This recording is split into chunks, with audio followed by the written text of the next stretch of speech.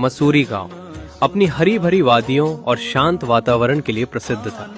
यहाँ दो महान संत रहते थे जिनकी दोस्ती और लीलाएं गांव भर में मशहूर थीं। एक थे श्री बलुगिरी जी महाराज, जो अपनी गहरी तपस्या और गंभीर स्वभाव के लिए जाने जाते थे। दूसरे थे श्री लादू नाथ जी महाराज, जो हमेशा मुस्कुराते रहते थे और जिनकी बातें बड़ी मीठी और सरल होती थी। दोनों अक्सर गांव के बाहर एक बरगद के पेड़ के नीचे बैठकर बातें करते, भजन गाते और कभी-कभी बच्चों के साथ हंसी मजाक भी करते थे। गांव वाले उन्हें बाल जोड़ी कहकर पुकारते थे। एक साल मसूरी गांव पर भयंकर संकट आया। बारिश बिल्कुल नहीं हुई और कुएं, तालाब सब सूख गए। गांव का महाराज का कुआं, जिसे श्री बलुगिरी जी ने स्वयं अपनी कृपा से बनवाया था, वो भी सूखने की कगार पर था।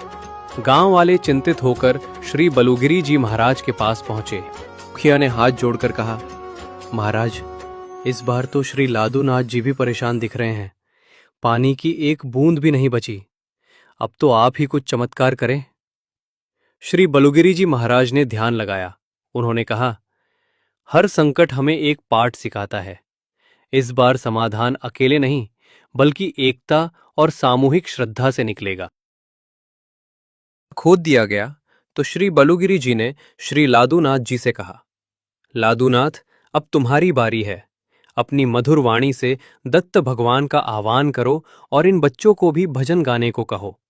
श्री लादूनाथ जी ने अपनी मीठी महाराज चुपचाप एक ओर बैठे, अपनी आंखें बंद कर ध्यान मग्न हो गए।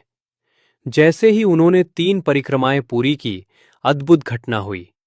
गड्ढे के तल से अचानक मीठे पानी की एक पतली धार फूट पड़ी और गड्ढा पानी से भरने लगा।